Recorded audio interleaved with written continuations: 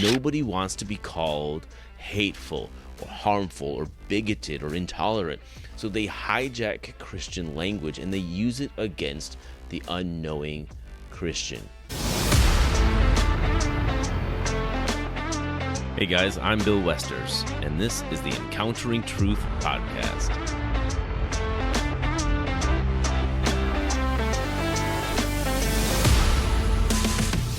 Welcome to the Encountering Truth podcast, where we examine the evidence for Christianity, engage culture with kindness and conviction, and encounter Jesus as the way, the truth, and the life. This is going to be a really important episode for the church today.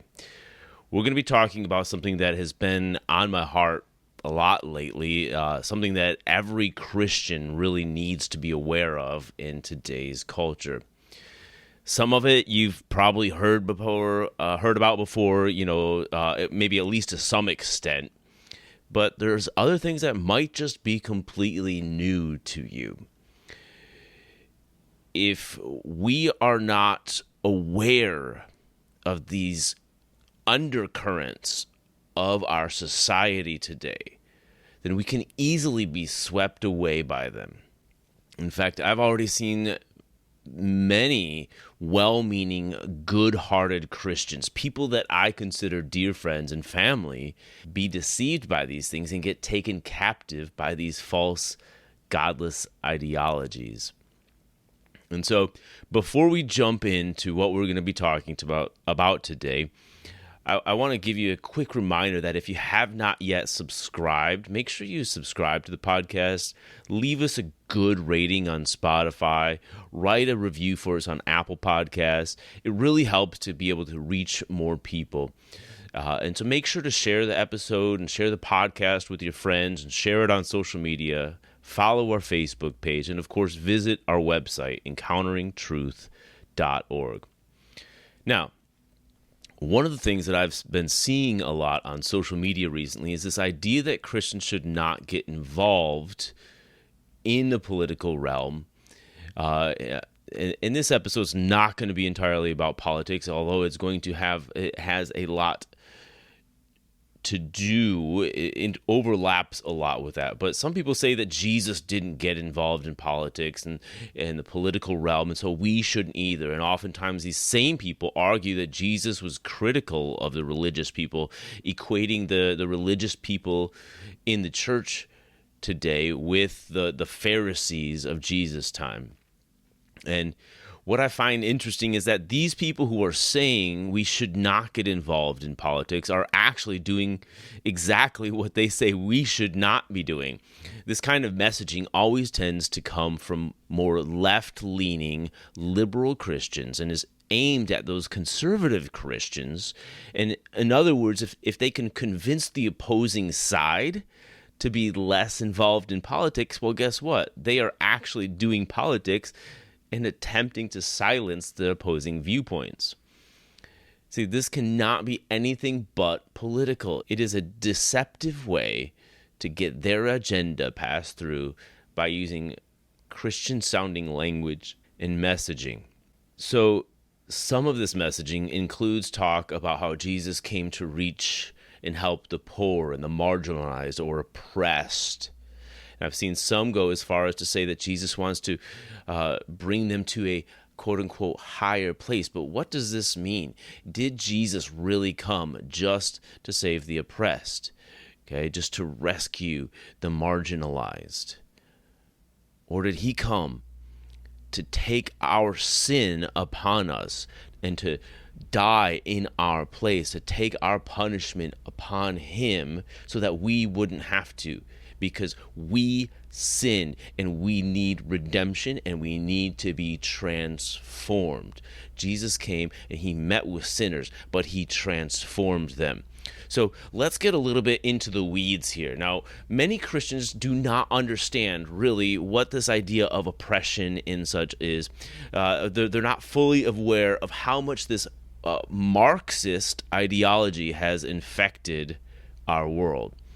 As I've heard one person say it before, once you see it, you can't unsee it. See, this is an ideology that divides the world into power structures, those with the power and those without, the oppressors and the oppressed.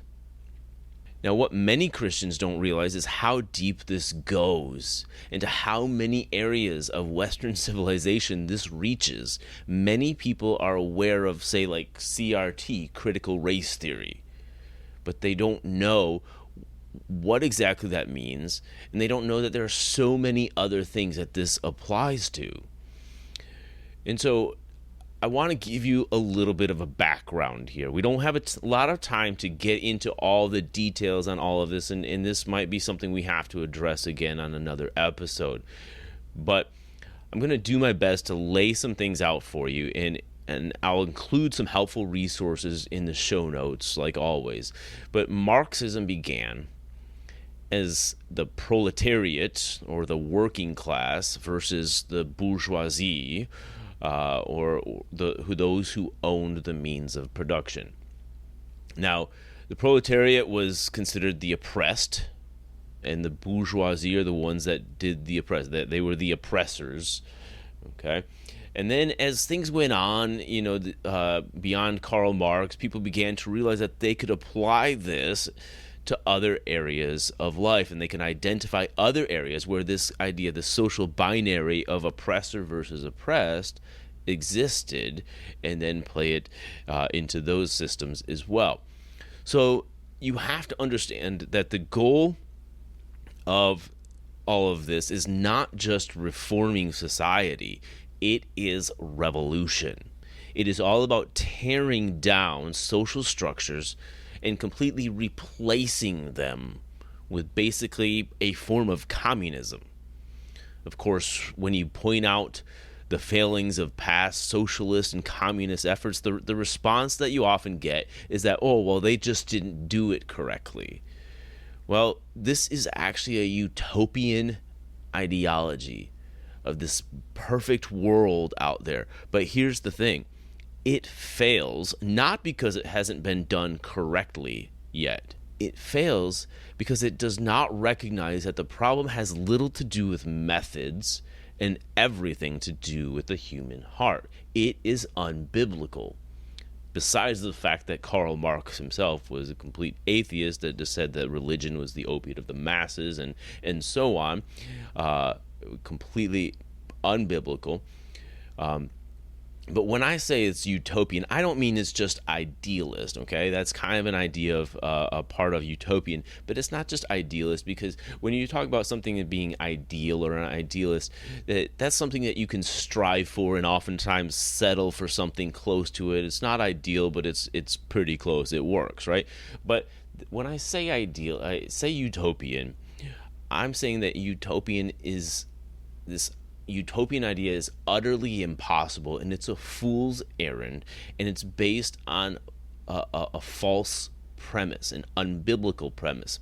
The problem is that it's based on a worldview that falsely sees human beings and the human heart as generally good. But Christianity knows the truth, that due to the fall of man, that man's heart is not good. Human beings are generally not good. They were created good in God's sight, but we sin, and sin entered the world and has since been in every man's heart. In fact, Christianity is the only worldview that correctly sees the situation at hand, that the human heart, as Jeremiah 17:9 says, the heart is deceitful above all things and desperately sick. So, what are some of the things that this neo-Marxism, or to use Neil Shenvi and Pat Sawyer's term in their book Critical Dilemma, they use the umbrella term contemporary critical theory. So what are these things that it seeks to tear down? The social binary, these ideas. Who are supposed to be the oppressors and who are the oppressed? Well, you might be a little surprised at some of these, but I want to go through each of these different categories of oppressor versus oppressed. Now, some of them are obvious, like we mentioned, the proletariat and the bourgeoisie, which is the The proletariat is the working class, and the bourgeoisie is the owners of the means of production. Today, that's become very much the idea of classism, right? So the rich versus the poor. We know CRT, critical race theory, where it's basically by race, white versus black, or some other minority, or the terminology they often use would be BIPOC, Black, Indigenous, People of Color, where the whites are the oppressors, and everybody else, any other black or minority ethnicities or races are the oppressed. Men versus women, heterosexual versus homosexual, or possibly a better way to put this is heterosexual versus what they would consider a sexual minority. Now, what does that mean? Well, homosexual as in lesbian, gay, bisexual, pansexual, asexual, polyamorous. What is polyamorous? Well, that's more than one person, more than two people in a relationship, right? A throuple or more. And then, get this, minor attracted persons are even in that sexual minority. This is where this is all headed. Maybe it's not to this degree in all areas, not as widely accepted in all areas, but this is where it goes.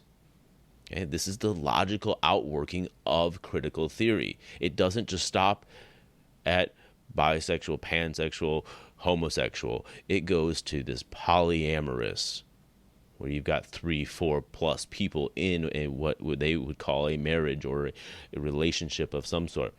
Minor attracted persons where adults are attracted to minors.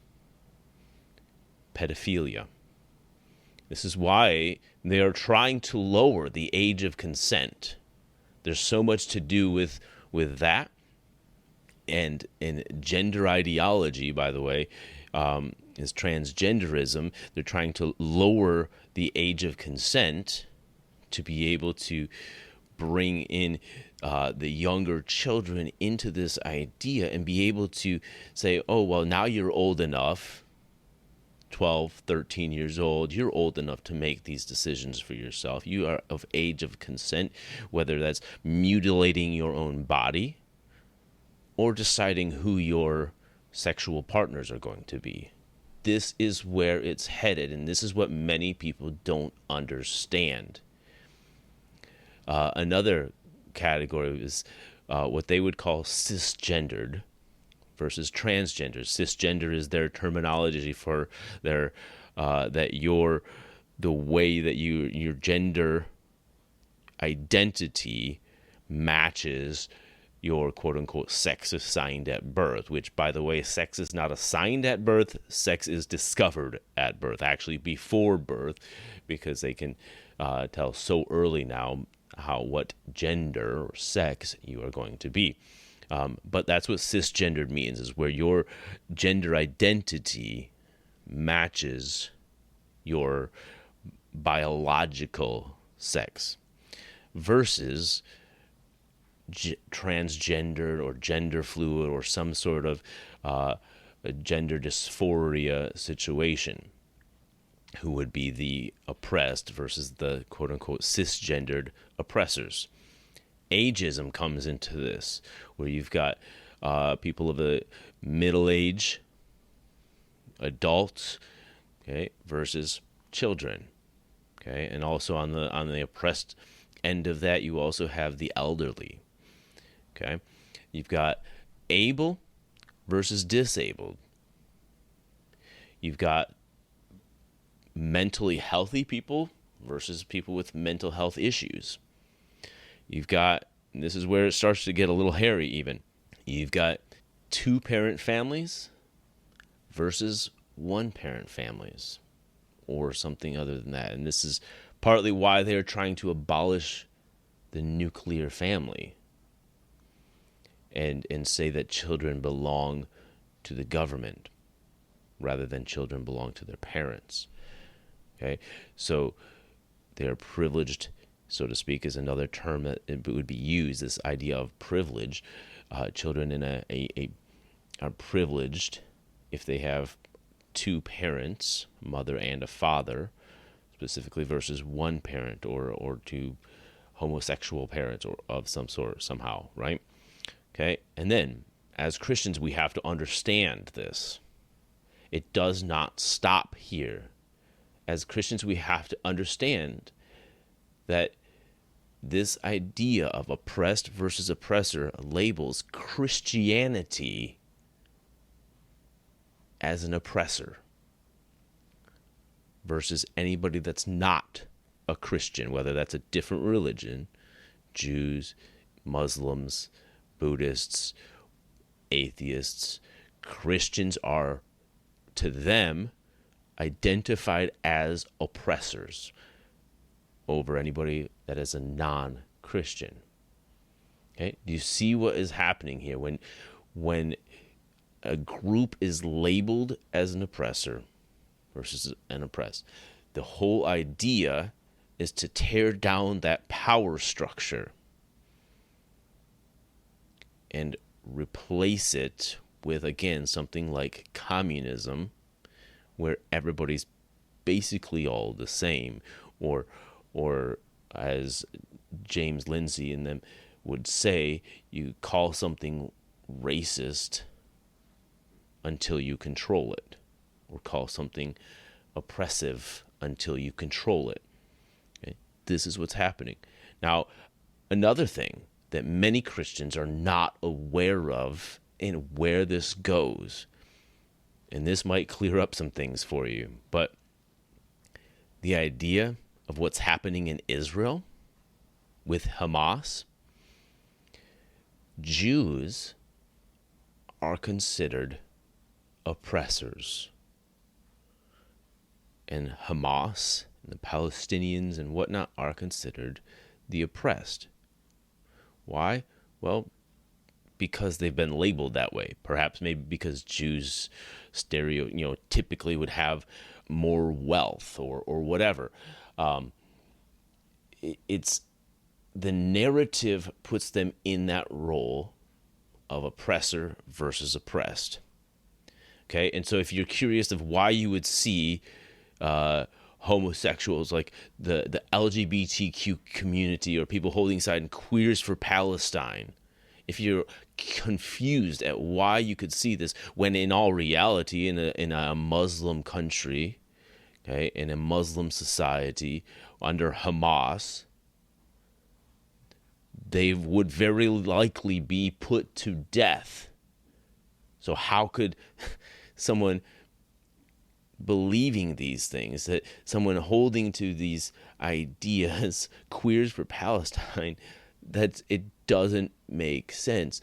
But once you see that they are identifying as an oppressed group, championing these ideas, trying to tear down these power structures, then you can start to understand, okay, I think I get where this is going and why this makes sense. Because if the LGBTQ community is oppressed and Hamas is considered oppressed, well, then they can be friends, right? Okay. On the surface, it doesn't make sense.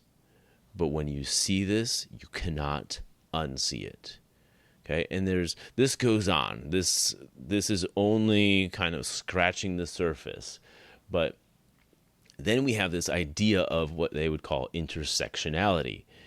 Okay, the idea of intersectionality, if you go down that list, if as many boxes that you can check that would say that you are oppressed, okay, whether you're a minority race, and then you're gay or lesbian, and then you're not a Christian, then you're marking all these boxes of oppression, okay? And to figure out how oppressed you are in relation to other people, how all of these things intersect.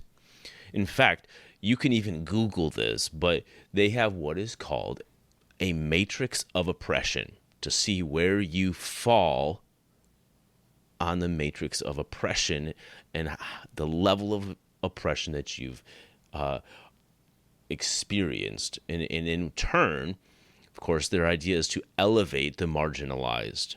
Okay, so those that are supposedly lower and have been more oppressed, we now have to take them and flip this power structure so that they are now at the top. We elevate their voices. Okay, another example, another thing that you can Google and find is something called the Wheel of Privilege and Power, where at the center of it, it has the power, those that have more power, and as you go out in the different levels of the circle, it has different lowering levels of power, okay, or privilege. And so once you get to the outer ring, these are the most oppressed people with the least amount of privilege and power. Okay, these are real things, and these are actually being used in many of these DEI, diversity, equity, and inclusion trainings, okay, that determine in some cases who is able to speak up and who is not able to say anything. Okay? So another thing that happens is this is where people get deceived, is that this movement hijacks language. Okay, it's linguistic theft. If you've ever read Mama Bear Apologetics, they use that terminology, linguistic theft, basically taking words that sound good and Christian and biblical and redefining them in a way that they know without actually overtly communicating those ideas to the general public. Okay. In fact, that's why many people would consider this idea of the contemporary critical theory as some sort of a Gnostic cult. Okay, Gnostic meaning Gnostic, Gnostic, which is an ancient heresy where people had this idea that everything spiritual was good, but everything material, all matter, was evil. But then, in order to know the truth, if you had a secret knowledge, that's what this idea of gnosis is, okay? Knowledge, and that's why the people within this, what they would consider a Gnostic cult, have the secret knowledge based on the idea of what these words really mean. And that way they can use them against us. And we'll talk a little bit more about this later. But one of these words that has been redefined and has deceived so many Christians is the word love. Now, we've all heard the phrase, love is love, which we all know what they mean by that, but what is it actually saying? Right? I saw a meme the other day with a glass of water and a toilet bowl. And it says love is, or water is water. Yeah, right? So not exactly. Okay, so regardless, this is a circular argument here. It doesn't say anything, doesn't define anything, but let's talk about what they mean by love. See, of course, as Christians, we should love people who identify as gay or transgender or any of these other issues, right? But, like, who said we don't? Well, they say that we as Christians don't love them. But that's based on only their definition of love. See, what they mean by love is actually affirmation. Okay? They pretend that we don't love them simply because we don't affirm them. Now, it is not loving to encourage and enable someone to live in a destructive or sinful lifestyle. Love requires the truth. In 1 Corinthians chapter 13, where we talks about what love is, and love is patient, love is kind, right? It goes on, it says that love does not rejoice in wrongdoing. Love rejoices in the truth. Okay? And any parent can tell you that it is not loving to affirm their child in whatever they want to do. Okay? Nor is it loving to simply take a hands-off approach, claiming, well, who am I to tell them that they're wrong? Well, if your child is dancing on a cliff, if you love them, you're going to tell them the truth and tell them, hey, get away from that cliff because you're going to fall off. Right? So it is not loving to let a child do whatever they want. It's not loving to affirm someone in whatever they want to do. Another one of these ideas, we mentioned the word oppression. Now, the word oppression, okay, when we talk about it in a biblical sense, spiritual oppression and actual oppression are different from the world's definition of oppression, the neo-Marxist idea of oppression. So the question we can ask them, are you actually being oppressed if you are simply being told that there is a real right and wrong? Okay? In our world of self-autonomy, okay, everybody wants to be able to do their own thing, and when we tell them that it's not safe, it's not right, it's not good, then they feel that they are oppressed because we are trying to hold the power over them. But the world calls it oppression when someone is quote-unquote harmed or caused to feel unsafe. But how do we define these words? They are literally designed and chosen words to pull at the compassionate heartstrings of believers. Nobody wants to be called hateful or harmful or bigoted or intolerant. So they hijack Christian language and they use it against the unknowing Christian. And their compassion is weaponized against them. Some other ideas, some other words that have been hijacked by this movement are ideas of justice, okay, biblical justice versus social justice, things like that, and equity. See, the world's definition of equity is not the same as equality. So many people, we hear the word equity and our first mind goes to equal, equality, but that's not what they mean. Equality represents equal opportunity. Equity refers to equal outcome, and ironically, you actually cannot have both equity, equal outcome, and justice. Justice is based on merit, rewarding the good, punishing the bad. Okay? Justice requires different outcomes, whereas equity opposes different outcomes. For example, the one who works should not have an equal outcome as the one who could work but does not. Okay? So those are definitions that are different. Another one is diversity. This is a nice, pretty, happy word that everybody thinks, it's a good word. And they claim that we should have diversity in all of our institutions. Well, of course, natural diversity that represents the surrounding population is, of course, a good and beautiful thing. However, that is not exactly what they mean. See, the world's definition of diversity is actually sameness, ironically. See, they want a bunch of people that might look different from each other, but they essentially want them all to believe the exact same thing. They believe the same way about everything that they view as important. Okay? This is the opposite of diversity. In fact, people that just look different and have little differences about them, okay, this is actually a racist, sexist policy, so much more than that, because it puts all of the focus on someone's race and ethnicity, gender, and so on. Okay? It focuses on all those outward characteristics as identity, okay? And ignores diversity of thought. Everybody has to be always on the same page. Okay? That's not diversity, that's sameness.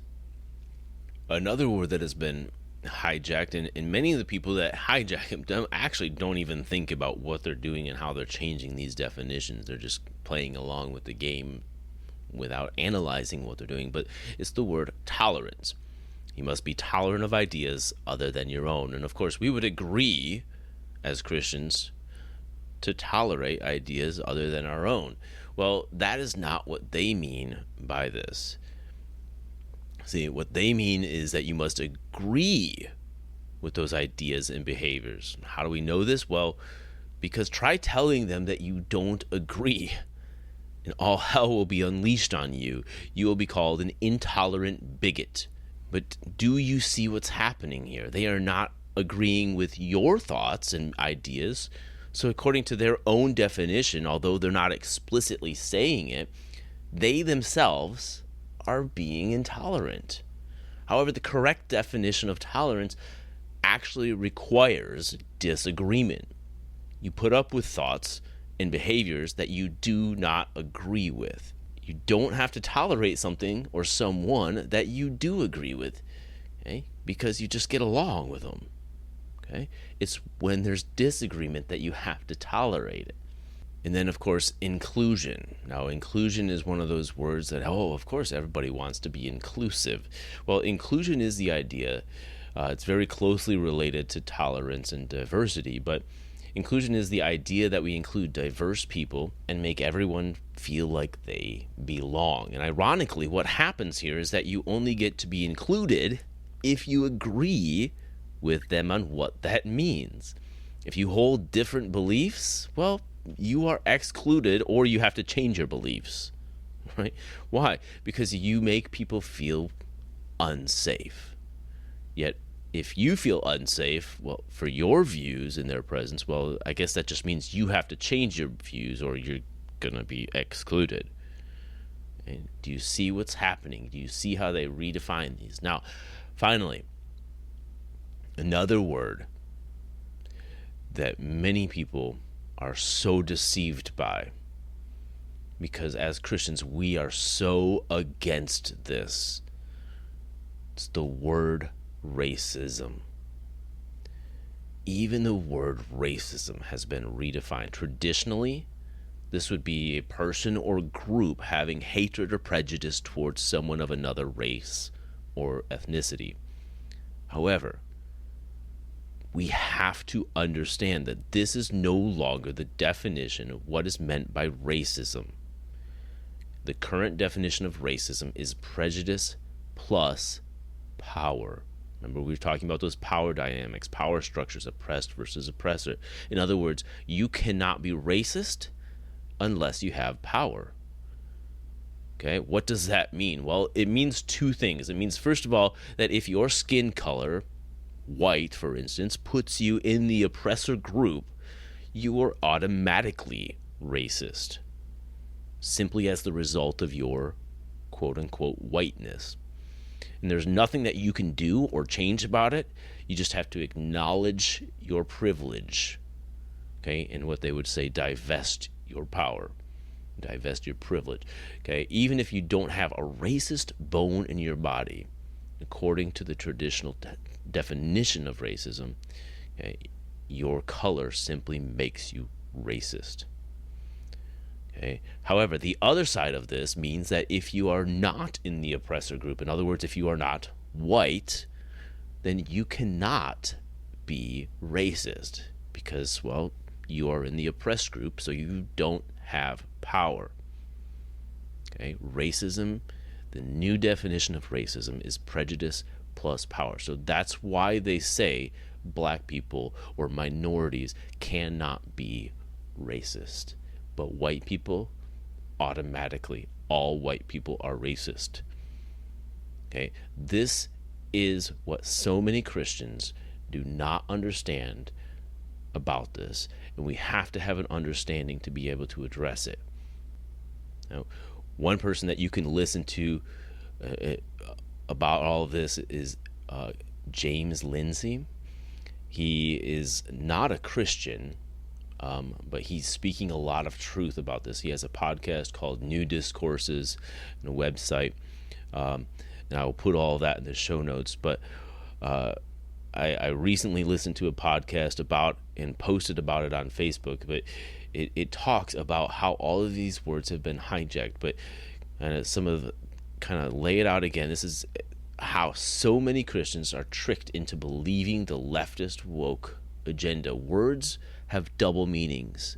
Esoteric, okay, which is the meaning that comes from the inside, and exoteric, words that have the meaning that comes from the outside. Okay, it is what is called a Mott and Bailey tactic, where they can use a word in an extreme sense, But when called out on it, they can safely retreat to pretend that they have just meant it in the normal or obvious or everyday sense. But everyone in the Gnostic cult of woke knows the actual secret meaning of the word. And sadly, by believing that they meant the word in that exoteric sense or that obvious everyday sense, then our Christian compassion becomes weaponized against us.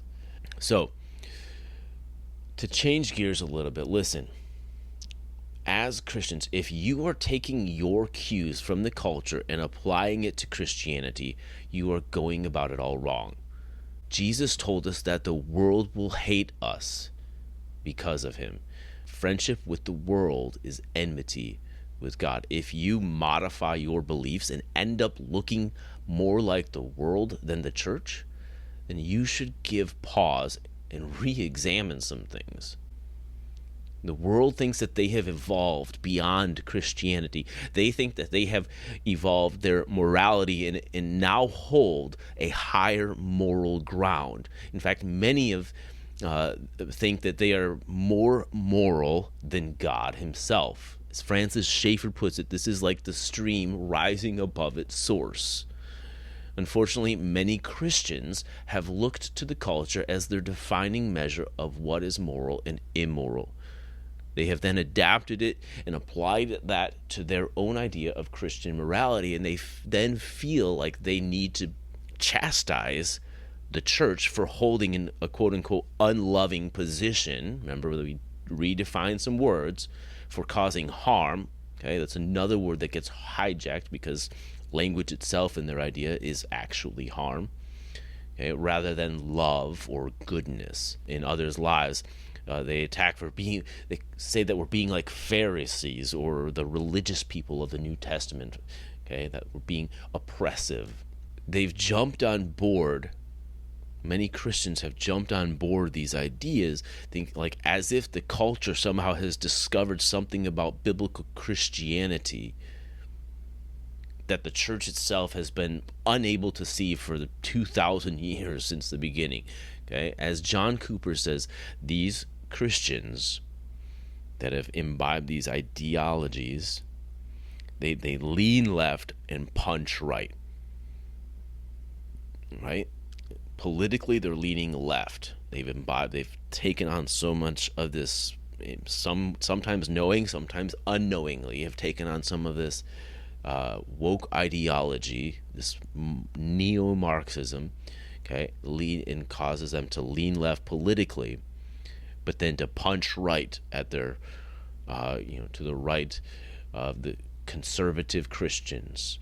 So where does this go? Well, when I was in college, one of my majors was Christian missions, and I remember in my missions courses, I remember learning about this idea of what is called syncretism. This is the idea of combining various otherwise incompatible worldviews into one functional worldview or religion. Of course, in missions, when you're talking about syncretism in missions, it usually refers to a people group combining their indigenous or animistic or folk religions, their original religion or religious beliefs, and combining that with the beliefs of Christianity that have been presented by the missionary. For example, if a missionary is in India speaking to Hindus, well, they might accept Jesus, but then just add him to their list of gods as just one more deity. Okay? We know that he is the way, the truth, and the life, and no man comes to the Father except through him. Okay? Or here's another extreme example of syncretism on the mission field. Picture a cannibalistic people group taking communion with someone else's literal body and blood. Okay? It's a bit of an extreme, morbid type of an example, but it works to contrast those ideas, right? They're incompatible ideas, but they've been put together into this syncretistic worldview. So, but in today's culture, this has taken on even more meaning. See, Christians have taken ideas of the culture and attempted to combine them with their concept of Christianity, resulting in an incompatible, inconsistent worldview that might resemble Christianity on the surface, but once it's examined, it's actually very different from historic Christian beliefs. The problem is that many people don't actually thoroughly examine their beliefs to determine whether they are consistent or not. Okay? They hear these words, again, often hijacked and redefined, and they've adopted them because they sound biblical, and they don't realize what the new definitions are. Okay? And then they lean left and they punch right. But what has happened is like I said, these Christians have imbibed this faulty, unbiblical ideology without thoroughly examining it, and they have gone and let that determine their interaction with society and culture, saying that we shouldn't be overly involved in politics, and we should just worry about loving Jesus, reading our Bibles, and helping our neighbors, and let the world be the world. Okay?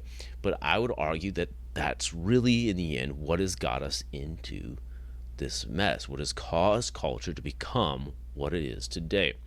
As S. Michael Craven of the Colson Center has said, many people think that where we are as a culture today is the result of secular occupation. But I would argue that it is more the result of a Christian evacuation. In other words, it's our fault. He goes on to say, quote, to confess Jesus Christ as Savior from sin, but to deny his relevance in the realm of society and culture is to deny his kingship over the believer as well as the entire world. So, to close, I want to read a passage from the book How Now Shall We Live by Chuck Colson and Nancy Pearcey. They say, quote, our calling is not only to order our lives by divine principles, but also to engage the world. We are to fulfill both the Great Commission and the Cultural Commission.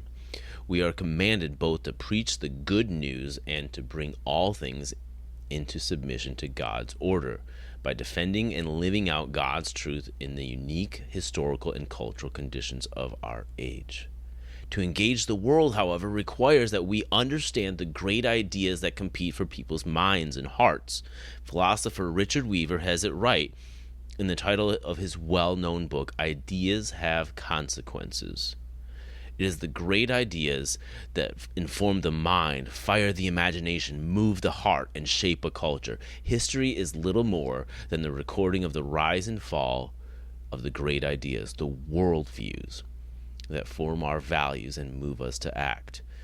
A debilitating weakness in modern evangelicalism is that we've been fighting cultural skirmishes on all sides without knowing what the war itself is about. We have not identified the worldviews that lie at the root of cultural conflict, and this ignorance dooms our best efforts. The culture war is not just about abortion, homosexual rights, or the decline of public education. These are only skirmishes. The real war is a cosmic struggle between worldviews, between the Christian worldview and the various secular and spiritual worldviews arrayed against it. This is what we must understand if we are going to be effective both in evangelizing our world today and in transforming it to reflect the wisdom of the Creator. End quote. So thank you guys for listening to this episode. Remember, let's make it our goal to examine the evidence and our Christian worldview and beliefs. Let's engage culture, especially over destructive ideologies like this. And let's encounter Jesus, because he is the way, the truth, and the life. God bless. We'll see you next time.